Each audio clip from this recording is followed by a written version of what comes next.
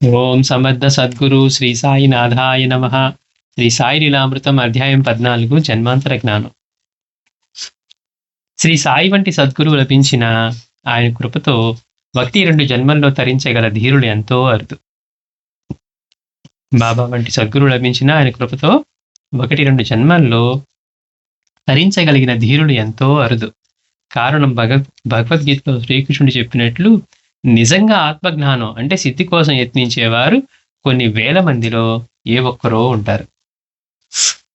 రాగద్వేషాలలో చిక్కి మనం అడుగడుగుకు పరమపద సోపాన పటంలోని పావుల్లాగా సద్గురువును కూడా తగు రీతిన సేవించలేము.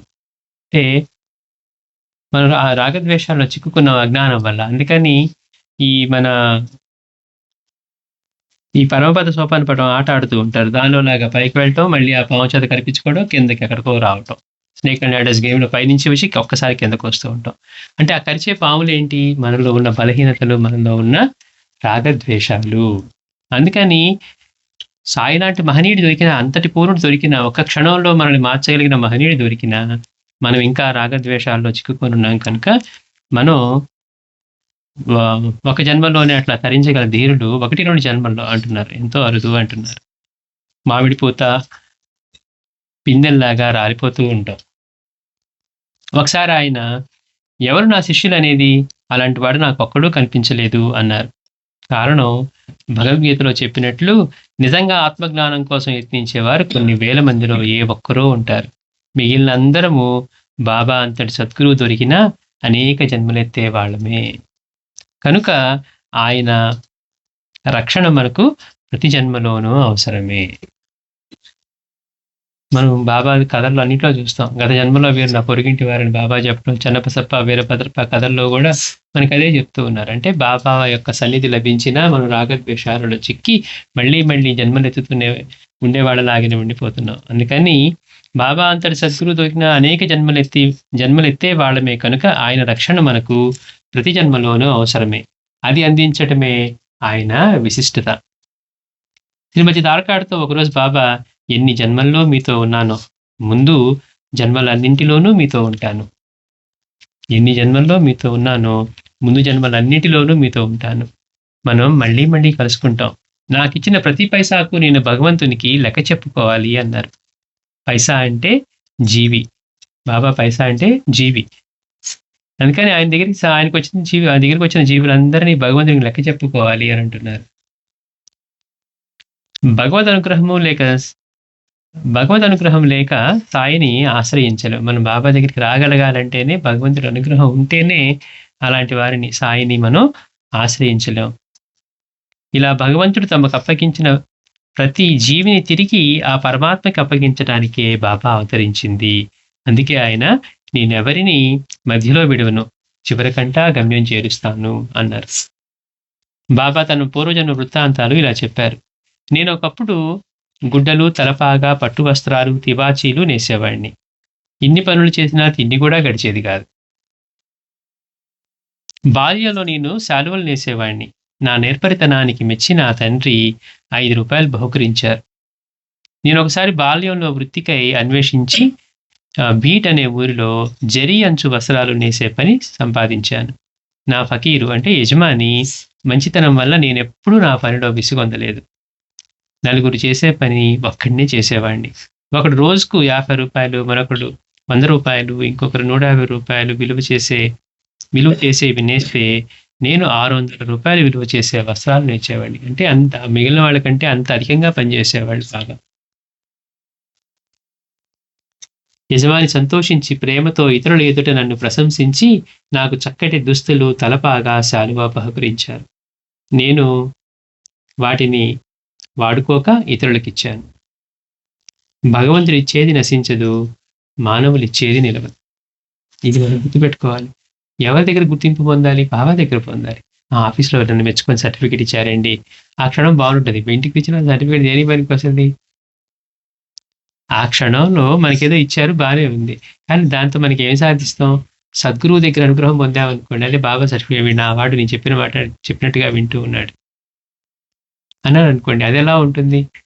అందుకని పైగా అట్లా వచ్చిన వాటి పట్ల నాకు ప్రమోషన్ వచ్చేసింది బాబా దయ వల్ల అనుకోవటం వేరు, అందుకని బాబా ఇక్కడ ఏం చేస్తున్నారు, అవి వచ్చినా కానీ తన యజమాని సంతోషించి తనకి ఈ బహుమానం ఇచ్చినా కానీ నేను వాటిని వాడుకొనక ఇతరులకి ఇచ్చేశాను. దానిలో ఆయనకి ఆనందం ఉంది. రెండవది ఏం చెప్తున్నారు, భగవంతుడు ఇచ్చేది నశించదు. భగవంతుడు సంపద అని మనం సంపద అంటే సంపదే అనుకుంటాం, కానీ ఆనందం అనే సంపద ఆయన ఇస్తానంది. మనకి ఇస్తానన్నది ఎప్పుడు తరగండి, అంతులేని ఆనందాన్ని ఇస్తా అన్నారు. భగవంతుడు ఇచ్చేది నశించదు, మానవుడిచ్చేది నిలవదు. ఆయనే ఒకసారి నేను ముందు జన్మలలో కబీరును నూరు ఒలికేవాడిని అన్నారు. కబీర్ సద్గురువుగా అవతరించి యోగ సాధనకు సంకేతంగానే ఆ వృత్తి చేశారు. గురుసేవను ఆ వృత్తిని కూడా త్రికరణ శుద్ధిగా మరెవరూ చేయలేనంతగా చేసి గురువు అనుగ్రహంతో సాటిలేని పూర్ణత్వాన్ని సాధించామని సాయి భావమేమో. ఒకటి మాత్రం నిశ్చయం, ఆయన ఎన్నో జన్మల క్రిందటనే మహనీయుడిగా ఉన్నారు. ఆయన ఎన్నో జన్మల క్రిందటనే మహనీయుడిగా ఉన్నారు. నేను ఒకప్పుడు 4,000 మందిలో ఉండగా ఆ ప్రాంతంలో అంటువ్యాధి చెలరేగింది. భయపడిపోతూ ఉన్న జనంతో నేను బ్రతికుండగా మీలో ఎవ్వరినీ మరణించనివ్వను అని అభయం ఇచ్చి రక్షించాను అని ఆయనే చెప్పారు. కొన్ని జన్మలలో వారు కూడా మహనీయుల్ని సేవించారు. షిరిడిలో ఇప్పుడు ఈ మసీదు ఉన్న చోట ఒకానొకప్పుడు ముజాఫర్ షా అనేవారు ఉండేవారు. వారి అబ్బాయికి మైళ్ళ కొద్దీ భూసంపద ఉండేది. నేను ఆయనకు వంట చేసి పెట్టేవాడిని. ఇప్పుడు దుని ఉన్న చోటే వారు మరణించారు అని ఆయనే చెప్పారు. అంటే బాబా చెప్పే మాటలు మనం లిటరల్గా తీసుకున్నాం అనుకోండి, అసలు మనకి ఏది అర్థం కాదు. ఆయన 12 సంవత్సరాలు భూగృహంలో తపస్సు చేశారన్నది, అప్పటికి ఆయన వయసు 4 ఏళ్లే అన్నది, ఇక బయటకు వచ్చినప్పుడు ఆయన గడ్డం నేలను తాగుతుంది అనేది, తర్వాత వాళ్ళతో వీళ్ళతో కలిసి అక్కడ ఆయన్ని సేవించాను, ఈయన్ని సేవించాను. అంటే బాబా చెప్పే మాటలు మనం ఎట్లా తీసుకోవాలి, అన్ని రూపాల్లోనూ ఆయనే ఉన్నారు, ఆయన తప్పించి అన్యంగా లేదు అనే విషయాన్ని మనం అర్థం చేసుకోవాలి. అంటే ఎవరితో చెప్తూ ఉన్నా కానీ, అంతేగాని అంటే బాబా అప్పుడు కూడా ఆనే ఉన్నారా, ఇలానే కఫ్ని ధరించే ఉన్నారా అనుకున్నాం అనుకోండి, ఆయన ఏం చెప్తున్నారు, ఎప్పుడు ఉండే శాశ్వతమైన చైతన్యం ఏదైతే ఉందో అదే తాను కనుక ఆ మాట చెప్తూ ఉన్నారు. కనుక ఇట్లా బాబా గత జన్మల గురించి ఇట్లా అని చెప్తూ ఉన్నారనమాట. పూర్వజన్మల్లో కూడా సాయి విస్తారంగా పర్యటించేవారని, ఆయనకు వృక్ష వైద్యం వంటి విద్యలెన్నో తెలిసినట్లు అర్థమవుతుంది. ఒకప్పుడు ఆయన చిన్నతనంలో నేను జాల్నా నుండి చాలా దూరం నడిచాక దారిలో ఒక మామిడి చెట్టు కనిపించింది. దాని పిందెలన్నిటికీ పురుగులు పట్టి ఉన్నాయి. నేను దాని బోధకు ఇనుప మేకు కొట్టాను. దానితో ఆ దోషం పోయింది అన్నారు.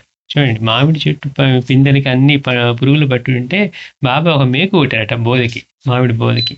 దాంతో ఆ దోషం తొలగిపోయింది అన్నారు.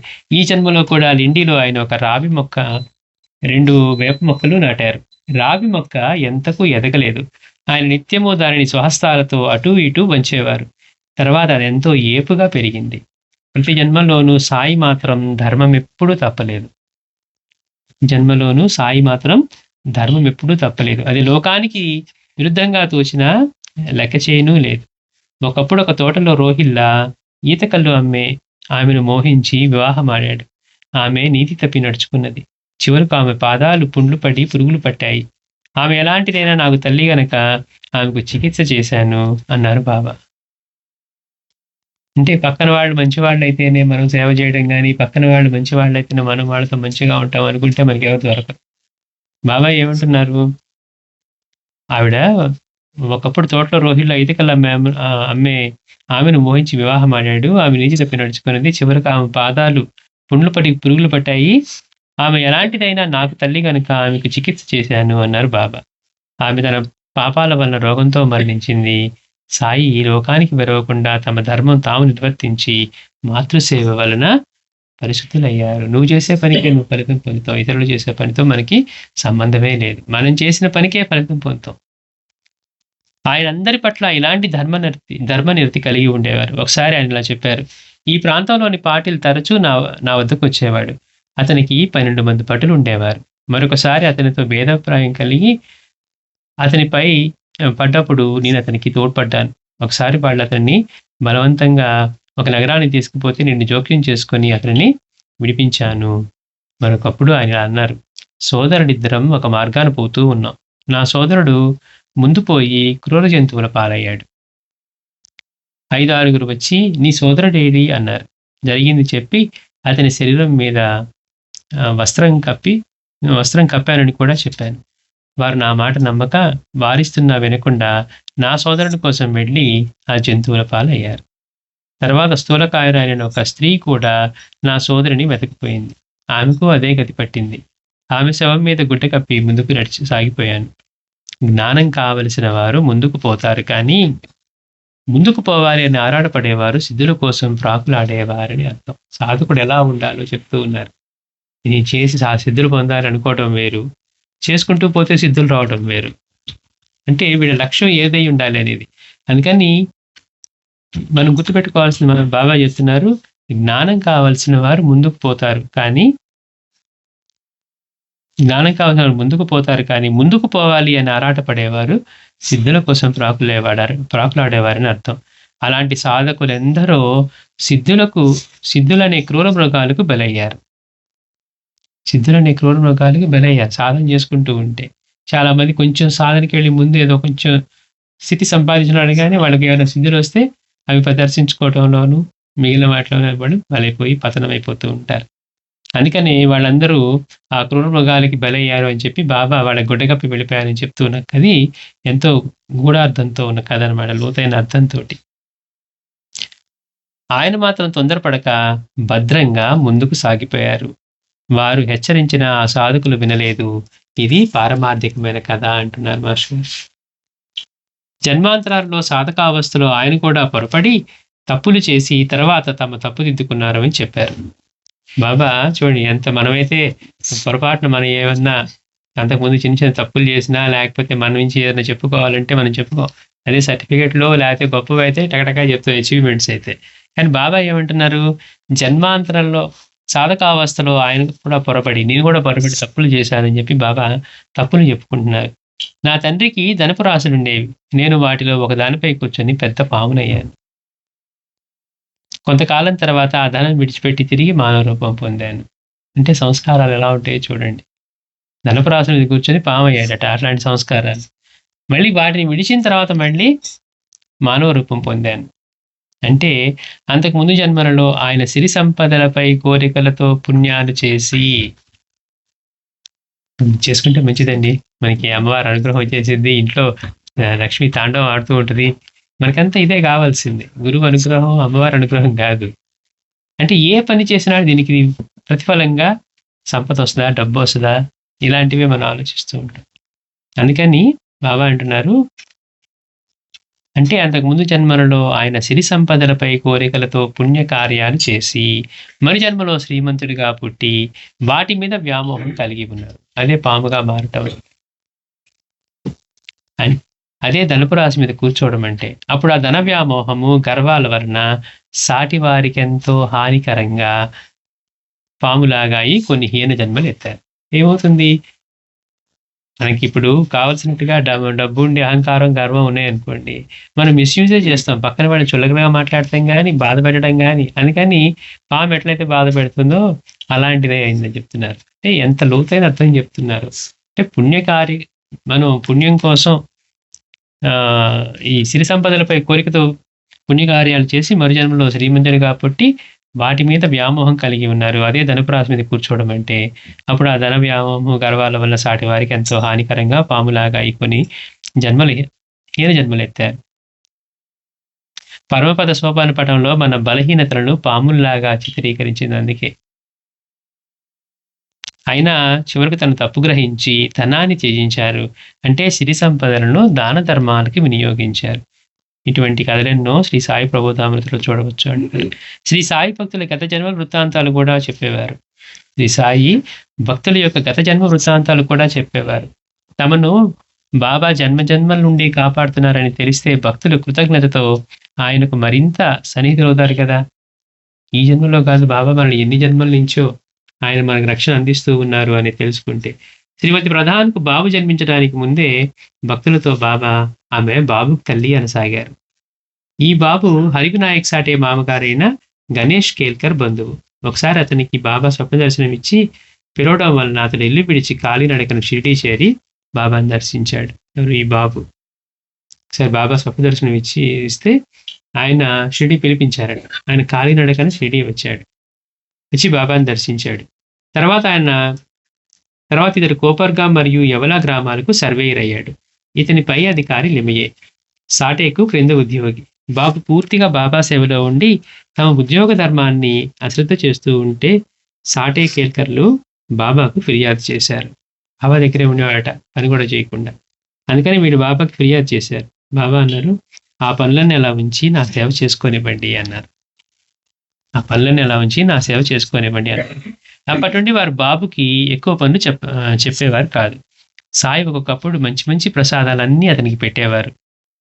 1910 సంవత్సరంలో ఒకసారి ఆయన బాబు విషయంలో జాగ్రత్త తీసుకో అని కేల్కర్ను హెచ్చరించారు. అతనికి ఏమీ అర్థం కాలేదు, ఎందుకని వాడు చిన్నవాడే గనక. కొద్ది రోజుల్లో బాబుకు తీవ్రమైన జ్వరం వచ్చింది. ఒకరోజు కేల్కర్తో, బాబు ఇంకా జీవించే ఉన్నాడా అన్నారు బాబా. కొద్ది రోజుల్లో బాబు షిరిడీలోనే తన 22వ ఏట చనిపోయాడు. అటు తర్వాత కూడా ఆయన తరచుగా అతను తలుచుకుంటూ ఉండేవాడు. పై కథలో బాబా చెప్పిన బాబే కేల్కర్ బంధువైన ఈ బాబు. ఇతను మరణించిన కొద్ది కాలానికి శ్రీమతి ప్రధాన్ కడుపున మరలా జన్మించాడు. ఈవిడ బాబుకి తల్లి అని అంటూ ఉన్నారు కదా. 4 మాసాలు ఆ బిడ్డనెత్తుకుని సాయి ఎంతో ప్రేమగా, బాబు ఎక్కడికి వెళ్ళావు, నేనంటే విసుగు పుట్టి వెళ్ళిపోయావా అన్నారు. ఆయనను చూస్తూనే ఆ బిడ్డ కిలకిలా నవ్వాడు. మొదటిసారి షిరిడి దర్శించిన నార్కేను శ్యామ పరిచయం చేయబోతే సాయి, వీడిని నాకు పరిచయం చేయడమా, 30 జన్మల నుండి వీడు నాకు తెలుసు అన్నారు. 30 జన్మల నుంచి, 30 సంవత్సరాలు కాదు, 30 జన్మల నుంచి నాకు వీడు తెలుసు అన్నారు. అలాగే తమకు రఘువీర పురందరితో 7 శతాబ్దాల నుండి సంబంధం ఉన్నదని చెప్పి, నేను 7 శతాబ్దాల నుండి సంబంధం ఉన్నదని చెప్పి నేను ఇతన్ని ఎప్పుడూ మర్చిపోను. ఇతడు 2000 మైళ్ళ దూరాన్నున్నా సరే ఇతడు లేకుండా నేనొక్క మెతుకైనా తినను అన్నారు. మనం గత వారం కూడా చెప్పుకున్నాం. పని చేస్తూ భోజనానికి వెళ్ళలేదని బాబా పొట్ట తడుముకుంటూ ఉంటారు, కోపంతో అరుస్తూ ఉన్నారు, వెళ్ళి భోజనం చేసిరా అంటారు. వీడు భోజనం చేయకుండా నన్ను ఆకలితో మార్చేస్తున్నాడు, నా పేగులు కాలిపోతున్నాయి అంటూ ఉన్నారు. అందుకని ఇక్కడ చెప్తున్నారు, నేను ఇతన్ని ఎప్పుడూ మర్చిపోను. ఇతడు 2000 మైళ్ళ దూరాన ఉన్నా సరే ఇతడు లేకుండా నేనొక్క మెతుకైనా తినను అన్నారు. బాబాను మనమంతగా గుర్తుంచుకోగలమా? ఒకప్పుడు లెండి ప్రక్కగా పోతున్న మంద నుండి బాబా 32 రూపాయలకు 2 మేకలు కొని తెచ్చారు. వాటి అసలు విలువ 8 రూపాయలు. సాయి మోసపోయారని శ్యామ తాత్యాలు గోల చేశారు. ఆయన సర్వజ్ఞుడని తెలిసినా కూడా బాబా ఈ విషయం, ఆయన సర్వజ్ఞుడైతే ఉండొచ్చు కానీ మేకలు కొనే విషయంలో బాబా మోసపోయారని అన్నారట. అందుకని అంటే మనం కూడా అతి చనువు వల్ల ఏమంటాయంటే మనకి ఎక్కువ తెలుసు అనుకుంటాం. కనుక 8 రూపాయల విలువ ఉన్న వాటిని బాబా 32 రూపాయలకు కొన్నారు అని మోసపోయారని చెప్పి శ్యామ తాత్యాలు ఇద్దరు కూడా గోల్ చేశారు. సాయి 4 సేర్ల పప్పులు కొని ఆ మేకలకు పెట్టి వాటిని తిరిగి ఆ మందల కాపరికి ఇచ్చేశారు. తర్వాత భక్తులతో ఆయన, ఈ మేకలు పూర్వజన్మలో నా పొరుగింటి మానవులు. బాబా చెప్తున్నారు, ఎందుకు వాటిని అంత ఎక్కువ పెట్టి కొన్నారంటే చెప్తున్నారు, ఈ మేకలు పూర్వజన్మలో నా పొరుగింటి మానవులు. మొదట వారిద్దరూ ఎంతో ప్రేమగా ఉండేవారు, నన్ను కూడా ఎంతగానో ప్రేమించేవారు. తర్వాత ద్వేషాలు పెంచుకొని ఒకరినొకరు చంపుకొని ఇప్పుడు ఇలా పుట్టారు అన్నారు. అంటే బాబా పరిచయం ఉండి ఆయనతో సన్నిహితంగా ఉన్న తర్వాత కూడా రాగద్వేషాలను విడవకుండా ఇలాంటి వాటి చిక్కి వాళ్ళని ఒకరిని చంపుకునే స్థితికి వచ్చి మళ్ళీ మనిషి జన్మ నుంచి, సద్గురుని సేవించిన జన్మ నుంచి మళ్ళీ కిందకి వచ్చి మేకలుగా పుట్టారు. అందుకని బాబా అంటున్నారు, పూర్వజన్మలో నా పొరుగింటి మానవులు, మొదట వారితో ఎంతో ప్రేమగా ఉండేవారు, నన్ను కూడా ఎంతగానో ప్రేమించేవారు. తర్వాత ద్వేషాలు పెంచుకొని ఒకరినొకరు చంపుకొని ఇప్పుడు ఇలా పుట్టారు. నా ప్రక్కగా వెళ్తూ అవి నా వంక చూసినప్పుడు వాటిపై ప్రేమ వల్ల కొంతసేపు నా వద్ద ఉంచుకొని తృప్తి గావించాను. నా బేరం మీకు నచ్చపోవటం వల్ల వాటిని త్రిప్పి పంపేశాను అన్నారు. ఇంకా భాషలో దీనిలో వివరిస్తారు, కర్మ ఎంత బలీయంగా ఉంటుందేనట, ఆ కర్మ అనుభవించేదాకా ఊరుకోదట. వీడు అనుభవించవలసిన కర్మ వాళ్ళ రూపంలో జొరబడి బాబా దగ్గరికి వచ్చినా కానీ ఆ కర్మ బాబా పక్కన వాళ్ళలో జొరబడి వీడు అనుభవించాల్సిన కర్మ బాబా దగ్గర నుంచి వాడిని వేరు చేసేంత వరకు ఊరుకోదట. బాబా మీరు మోసపోయారు, బాబా మీరు మోసపోయారు, బాబా మోసపోవడం అనేది ఉంటుందా? అన్నింటికీ ఆధారమైన వాడికి ఈ మేకలు 4 రూపాయలు ఉంటాయా, 32 రూపాయలు ఉంటాయా బాబాకి తెలియదా?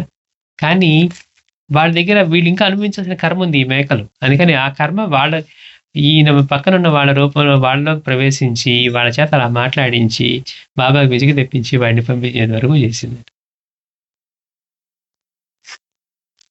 కనుక బాబా చెప్తున్నారు, నా బేరం మీకు నచ్చకపోవడం వల్ల వాటిని తిప్పి పంపేశాను. అలాగే జోగ్, దాదా కేల్కర్, శ్యామ, కపర్దే దీక్షితులు తమతో పాటు తమ గురువు చెంత చిన్న వీధిలో నివసించేవారని, ఆ ప్రీతి వలనే తాము వీరందరినీ ఈ జన్మలో తమ చెంతన చేర్చుకున్నామని బాబా ఒకప్పుడు అన్నారు. అక్కడ ఉన్న భక్తులందరూ వీళ్ళతో కలిసి ఒకప్పుడు ఒకే గురువుని సేవించారని, అప్పుడున్న దానివల్లే మళ్ళీ వాళ్ళందరినీ దగ్గరికి ధ్యానం చెప్తున్నారు. వాళ్ళతో పాటు ఉన్న సాయి ఏమో పరిపూర్ణుడయ్యాడు, వీళ్ళు మాత్రం ఇంకా గురువుని సేవించే స్థితిలోనే ఉన్నారు. బాబా వారిపై ప్రేమతోటి వారిని దగ్గరికి తీశారని చెప్పారు. ఒకరోజు భక్తులందరూ నైవేద్యం ఇచ్చిన బాబా వాటిని తాకలేదు.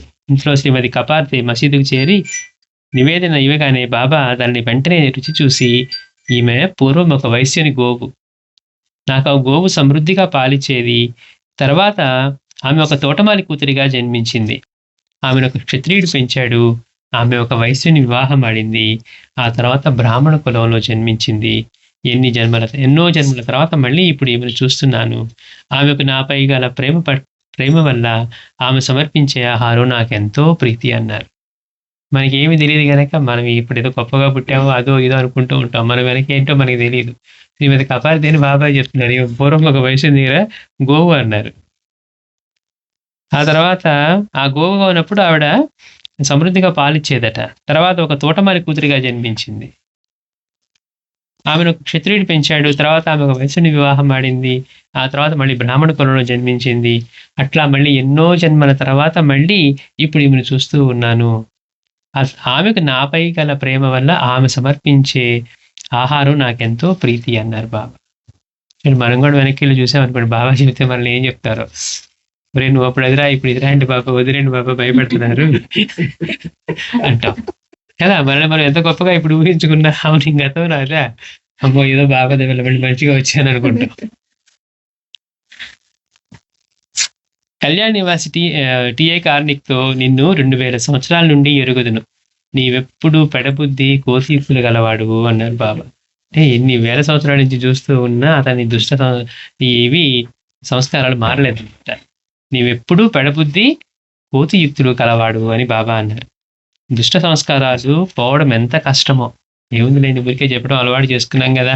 అబద్ధాలు చెప్తే ఏమైంది, వాళ్ళని తన్నామా, కొట్టామా, లేకపోతే వాళ్ళని పొడిచామా, అబద్ధమే కదా చెప్పింది వాళ్ళ పట్ల అని మనం అనుకున్నాం అనుకోండి, ఏమవుతుంది. అందుకని మాస్టర్ అంటున్నారు ఇక్కడ, దుష్ట సంస్కారాలు పోవడం ఎంతో కష్టం. యశ్వంతరావు గురించి, వీడు పూర్వజన్మలో పవిత్రమైన నడవడి కలవాడు, అందుకే ఇప్పుడు ఈ తల్లి గర్భాన్ని జన్మింపజేశాను, ఇప్పటికీ ఇతనిలో మంచి గుణాలు ఉన్నాయి అన్నారు. అది బాబా దగ్గర అనిపించుకోవడం ఏంటి, వీడికి మంచి గుణాలు ఉన్నాయి, అందుకనే వీడిని ఈ తల్లి గర్భాన్ని జన్మింపజేశాను అని. వీటిలో ఇప్పటికి కూడా ఇంకా మంచి గుణాలు ఉన్నాయి అన్నారు. ఒకసారి మసీదులో నింబార్పై నివసిస్తున్న పిచ్చుకల గురించి ఆయన, అవి గత జన్మలో ఇక్కడే గూడు కట్టుకున్నాయి, వాటిని ఒక పాము రింగింది, అవి తిరిగి మళ్ళీ ఇక్కడే గూడు కట్టుకున్నాయి అన్నారు. సాయి ఒకప్పుడు ఇలా చెప్పారు, ఒకరోజు ఉదయం నేను అల్పాహారం చేసి కాలినడకన ఒక చిన్న నదికి వెళ్ళి స్నానం చేసి విశ్రాంతిగా కూర్చొని శిలం సిద్ధం చేసుకుంటూ ఉన్నాను. ఒక బాటసారి నమస్కరించి నా ప్రక్కన కూర్చున్నాడు. ఇంతలో ఒక కప్ప అరుపు వినిపించింది. అదేమిటని అతడు అడిగాడు. కప్పను ఒక పాము పట్టుకున్నదని, వారిద్దరూ కర్మఫలం అనుభవిస్తున్నారని. మనం ఏమంటున్నాం, పాప అది పట్టుకుంది అంటున్నాం, కానీ బాబా ఏం చెప్తున్నారు, అవి వాటి కర్మఫలం అనుభవిస్తున్నాయి అని చెప్తున్నారు. వాటి కర్మఫలం అనుభవిస్తున్నదని చెప్పారు. అతడు చూచి వచ్చి 10-15 నిమిషాల్లో ఆ పాము కప్పను మృంగివేస్తుంది అన్నారు. అంటే అలా జరగనివ్వను అన్నారు బాబా. దాన్ని ఎలా రక్షిస్తానో చూడు, అలా జరగనివ్వను, దాన్ని ఎలా రక్షిస్తానో చూడు అన్నారు బాబా. అని వాటిని సమీపించి వాటిని పేరు పెట్టి పిలుస్తున్నారు. ఓ వీరభద్రప్ప, నీవు పాముగాను చెన్నబసప్ప కప్పగాను జన్మించిన మీ ద్వేషాలు వీడలేదా? మనుషులుగా ఉండి చంపుతానని ద్వేషాలు పెంచుకొని ఇలాంటి హీన జన్మకు వచ్చారు. ఈ హీన జన్మలు ఎత్తినా కానీ, పాము కప్పగా మారినా కానీ మీరు మీ ద్వేషాలు విడలేదా? ఇప్పటికైనా విడవండి అన్నారు. కప్పను విడిచి పాము నదిలోకి దూకింది. కప్ప పొదల్లో దాక్కుంది. ఆ బాటసారి అసలు వృత్తాంతం చెప్పమంటే ఇలా చెప్పారు. ఒకప్పుడు నేనుండే ప్రదేశానికి 5 మైళ్ళల్లో ఒక శిథిలమైన మహాదేవుని ఆలయం ఉండేది. భక్తులు ఆలయ పునరుద్ధరణ కోసం విరాళాలు ప్రోగు చేసి స్థానికుడైన ఒక ధనికుడికి అప్పచెప్పారు ఆ మందిరాన్ని బాగు చేయమని. ఆ లోపి 2 సార్లు ఆ ధనం సొంతానికి వాడుకొని దొంగ లెక్కలు చెప్పాడు. బాబు ఏమన్నా మహాదేవుడు వచ్చి అడుగుతాడా లెక్కలు అనుకున్నాడు. ఆయన వేసే లెక్కలు తర్వాత ఉంటాయి. ఆ లోపు 2 సార్లు కూడా ఆ ధనం సొంతానికి వాడుకొని దొంగ లెక్కలు చెప్పాడు. ఒకరోజు మహాదేవుడు అతని భార్యకు స్వప్న దర్శనమిచ్చి గర్భగుడికి కప్పు వేయిస్తే ఆమె వెచ్చించిన దానికి 100 రెట్లు ఇవ్వగలనన్నాడు. ఆ లోపి ఆయనకి మళ్ళీ భార్యకి చెప్పాడు. ఇతనికి చెప్పలా. ఆ భార్య ఆయనకి చెప్తే అతను అంటున్నాడు, ఆ లోపి ఎలాంటి వాడంటే, ఆ శివుడు నాకే ఎందుకు కనిపించకూడదు? నాకే ఎందుకు చెప్పకూడదు?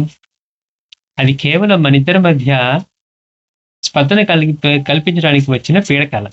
పీడకల్లో పరమశివుడు కనపడతాడా? చూడండి, అంటే ధనం మీద ఆశ అలా ఉంది. లోబిగా ఉన్నాడు గనక ఎక్కడ ఈ ధనం వాడాల్సి వస్తుందని ఏమన్నాడంటే, ఆయన నాకే కనపడి చెప్పొచ్చు కదా, నీ చూడడం ఎందుకు? ఇదేదో మన ఇద్దరి మధ్య ఇలా ఇద్దరు జరగటానికి వచ్చిన పీడకల అని ఆమె మాటను త్రోసిపుచ్చాడు. అయిష్టంతో ఇచ్చిన విరాళాలు భగవంతుడు ఇష్టపడడు. గొప్ప కోసం, ఆడంబరం కోసం, మైక్ల అనౌన్స్మెంట్ కోసం, లేకపోతే గోడ మీద అక్షరాలు చెక్కించుకోవడం కోసం, నలుగురిలో మనం గొప్ప వాళ్ళు అంత ఇచ్చారని నేను చెప్పించుకోవడం చేసి అట్లాంటి వాటి పట్ల ఆయనకి ఆసక్తే లేదు. అందరికీ అన్ని ఇచ్చేవాడికి మనం ఇచ్చే డబ్బులు ఒక లెక్క. కానీ మనమే అనుకుంటాం మేము అంత గొప్పగా ఇచ్చామండి అంటాం. అందుకని మాస్టర్ అన్నారు, అయిష్టంతో ఇచ్చే విరాళాలు భగవంతుడు ఇష్టపడడు. భక్తితో ఎంత స్వల్పంగా ఇచ్చినా తృప్తి చెందుతాడు. ఆయన తిరిగి ఆమెకు స్వప్నంలో కనపడి, నీ భర్త మాటలు పట్టించుకోకు, నీకిష్టమైతే నీ ధనం వెచ్చించి పని జరిపించు అని చెప్పారు. తన పుట్టింటి వారిచ్చిన నగలను అందుకే వెచ్చించదలిచారని ఆమె భర్తతో చెప్పింది. ఈవిడ మళ్ళీ అదే తప్పు చేసింది. నేను ఈసారి నా డబ్బులే వెచ్చిస్తానని చెప్పి భర్తతో చెప్పింది, అట్లా నాకు పుట్టింటి వారిచ్చిన నగలు ఉన్నాయని.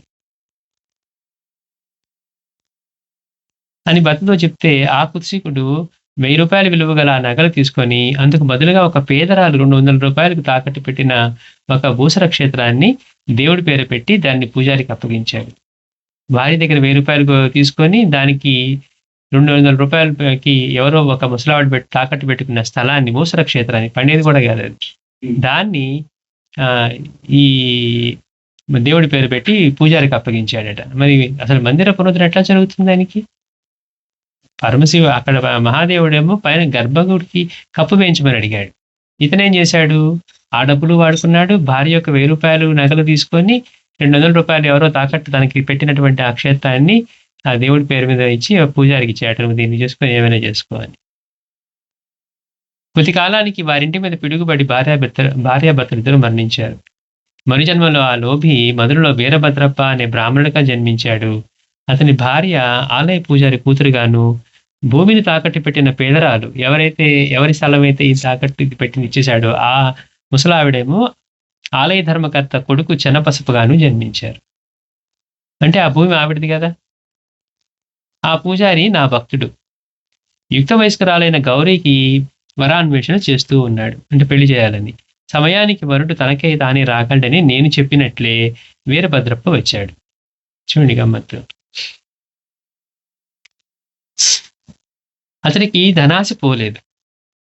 ఇప్పుడు మనం ఏం పెట్టుకుంటామో అదే ఉంటది. బాబా భక్తిని పెట్టుకుంటే అది స్టార్ట్ అవుతుంది. లేదండి నేను సంపాదించాల్సిందే, నేనేం తగ్గకూడదని జీవితం అంతా చేస్తూ చివరి దాకా అదే ఉంటే మళ్ళీ అక్కడే స్టార్ట్ చేస్తాం. మన మనసు దేని మీద నిలుస్తుందో దాని నుంచే మళ్ళీ పట్టుకుంటుంది. అందుకే లాస్ట్ దేవుడు చివరిలో నారాయణ అందామంటే నారాయణలో పీచే అంటామంట, నారాయణ చూపించే.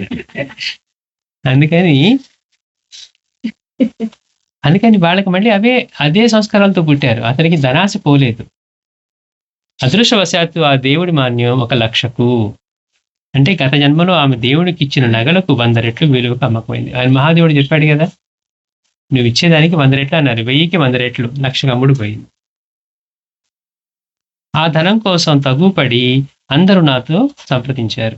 నేను ఆ ఆస్తి దేవుడిదని, వారసురాలైన గౌరీ అనుమతి లేకుండా దాన్నేమి చేయరాదని, ఆమె భర్తకి ఎట్టి హక్కు లేదని చెప్పాను. నేను గౌరిని మంచి చేసుకుని ఆస్తిని చేజెక్కించుకో చూస్తున్నానని వీరభద్రప్ప నన్ను నిందించాడు. ఈయన మంచి మాటలు చెప్పి ఇందులో ఇతనికి ఏమీ లేదు, ఇది వాస్తవానికి ఆవిడకి గౌరికి చెందింది కనుక వారసురాలైన గౌరీ అనుమతి లేకుండా దాన్ని ఏం చేయరాదని చెప్తే ఈయన అనుకున్నాడు, ఈ డబ్బు ఈయన కాచేయాలనుకుంటున్నాడు అనుకున్నాడట. అందుకని వీరభద్రప్పను నిందించాడు. నేను భగవంతుని స్మరించి ఊరుకున్నాను. మరి చూడండి, బాబా అక్కడ ఆయన నిందించినా ఏం చేసినా కానీ మళ్ళీ ఆయన ఎక్కడ తిరగబడి ఒక మాట అనట్ల, నేను భగవంతుని స్మరించి ఊరుకున్నాను అంటున్నారు. అంటే ప్రతి ఒక్కటి బాబా చెప్పిన ప్రతి మాట ఆయన ఆచరించి చూపిందే.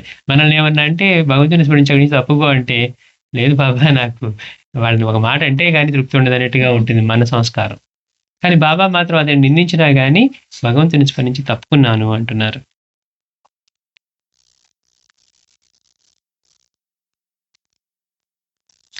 గౌరి నన్ను శరణు పెడితే అభయం ఇచ్చాను. గౌరీ ఏమో నన్ను శరణు పెడితే అభయం ఇచ్చాను. నాటి రాత్రి మహాదేవుడు ఆమెకు స్వప్నంలో కనిపించి, ఆ ధనమంతా నీది. ఆయనే కదా 100 రెట్లు పెంచి మరి వచ్చేట్టు చేసింది. ఆ ధనమంతా నీది. ఎవరికీ ఇవ్వవద్దు. అందులో కొంత చెన్నబసప్ప చెప్పినట్లు ఆలయానికి వెచ్చించు. మిగిలింది వెచ్చించాలనుకుంటే మసీదులోని బాబాతో సంప్రదించు అని చెప్పారు.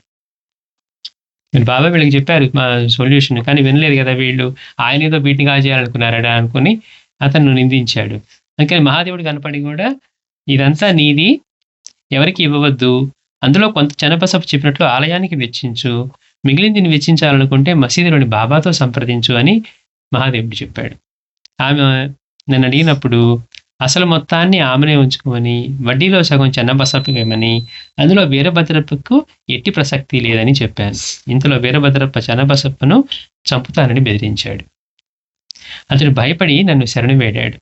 కొంతకాలానికి వారిద్దరూ మరణించి వీరభద్రప్ప పాముగాను, చెన్నబసప్ప కప్పగాను జన్మించారు. అప్పుడు చెన్నబసప్పకి ఇచ్చిన వాగ్దానమే నేనిప్పుడు పాలించాను. అంటే కప్పగా పుట్టాడు ఇప్పుడు. కానీ బాబాయ్ ఏమన్నారు, అతను వచ్చి అతను భయపడి నన్ను శరణు వేడాడు. అతను చంపుతానని బెదిరించినప్పుడు అతను భయపడి నన్ను శరణు వేడాడు. ఆ తర్వాత కొంతకాలానికి వారిద్దరూ మరణించి వీరభద్రప్ప పాముగాను, చెన్నబసప్ప కప్పగాను జన్మించారు. అప్పుడు చెన్నబసప్పకి ఇచ్చిన వాగ్దానమే నేను ఇప్పుడు పాలించాను. అందుకోసం బాబా వచ్చి అక్కడ కూర్చొని ఆ పాము కప్పను పట్టుకోగానే దాన్ని రక్షిస్తూ ఉన్నారు. భగవంతుడు తన భక్తుడైన ఇతనిని కాపాడుకోవటానికి నన్ను ఇక్కడికి పంపాడు. మళ్ళీ ఇక్కడ కూడా బాబా తన కర్తృత్వాన్ని ఎక్కడ వహించట్లేదు. నన్ను భగవంతుడు తన భక్తుని రక్షించుకోవడానికి నన్ను ఇక్కడికి పంపారు అంటున్నారు. మనమైతే ఏం చెప్తాం, నేనే వెళ్ళి రక్షించారండి అంటాం. అంటే ఏ పని చేసినా ఆయన కర్తృత్వాన్ని వహించరు. ఇదంతా భగవంతుడి వల్ల జరుగుతూ ఉంది, లేదా తన గురుకృప వల్ల మాత్రమే అనేవారు. మనం కూడా సహజంగా అలాంటి కర్తృత్వాన్ని వహించు. బాబా చేయించుకుంటున్నారు అనేది నోటి మాటగా కాదు, అది హృదయపూర్వకంగా రావాలి. మన వాళ్ళు ఎక్కువ మంది నోటి మాటగా అంటూ ఉంటారు. బాగుందండి అంటే అంతా బాగాలేదు అనగానే మీరేంటి ఎట్లా అన్నారంటారు. చూడండి, మనకి బాగుందని అప్రిసియేషన్ నాగానే ఇక మొహమాట పడి ఏదో లేండి బాబా దయా అంటాం. అందుకని భగవంతుడు తన భక్తుడైన దాన్ని కాపాడుకోవడానికి నన్ను పంపాడు. ఈ వృత్తాంతం ఒక గొప్ప సూక్ష్మాన్ని తెలుపుతుంది. మానవులు చేసిన కర్మలే కాదు, భావాలు కూడా మరు జన్మలకు కారణమవుతాయి. ఇక ముక్తి పొందాలంటే ఎంత కష్టమో చూడండి.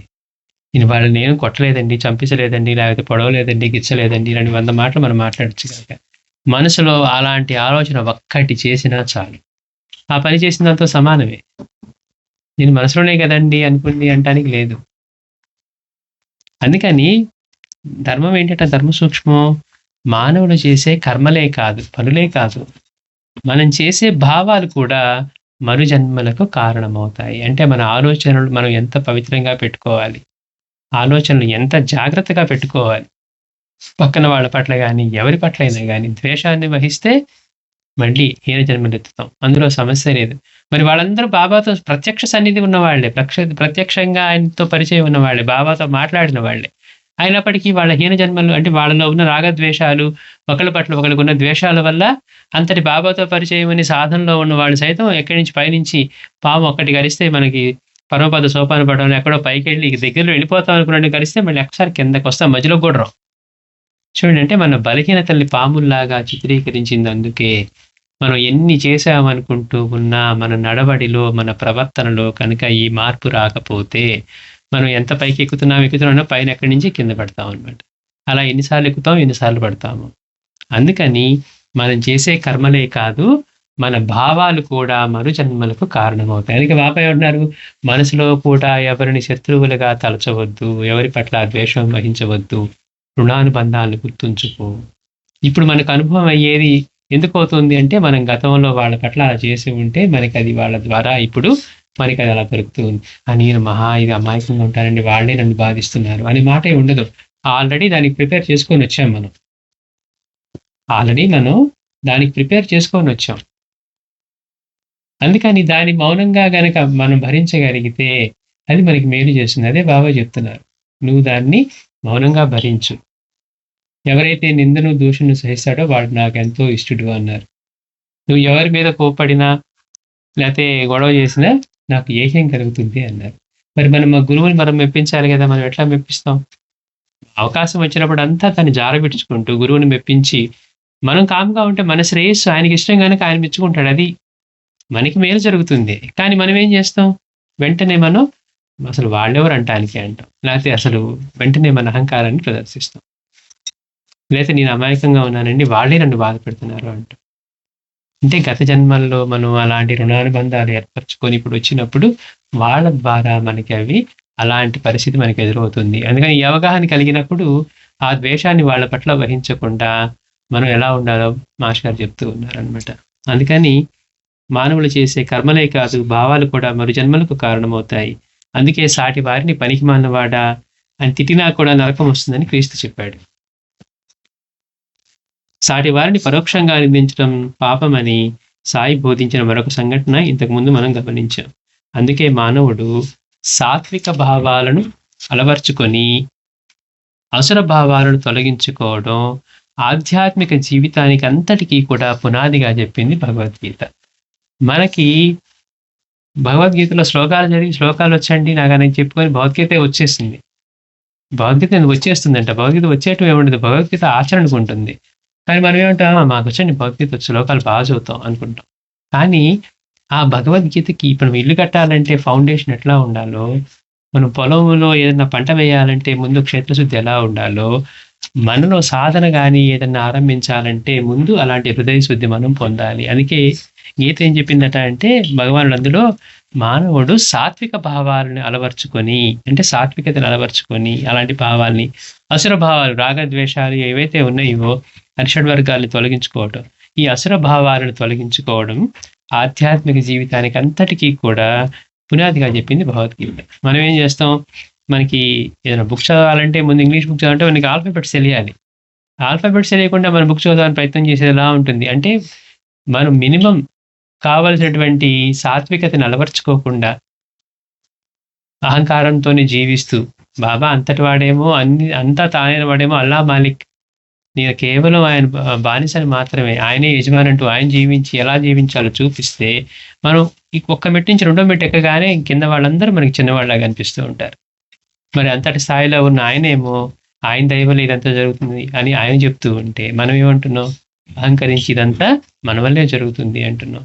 పక్కన వాళ్ళని చిన్నగా చూడటం, ఎలా పడితే అలా మాట్లాడటం, మనం వాటన్నిటిని, అందుకని అలాంటి భావాల్ని మన నుంచి తొలగించుకోవాలి. సాత్వికమైన భావాలు అంటే, సాత్వికం అంటే ఏంటి, అంతటా ఆయనే ఉన్నాడన్న దాని నుంచే సాత్వికత వస్తుంది. అందుకని సాత్విక భావాలను అలవర్చుకొని అసుర భావాలను తొలగించుకోవడం ఆధ్యాత్మిక జీవితానికి అంతటికీ పునాదిగా చెప్పింది భగవద్గీత అంటున్నారు. ఇది జన్మాంతర జ్ఞానం. శ్రీ సచ్చిదానంద సద్గురు సాయినాథ్ మహారాజ్ కి జై.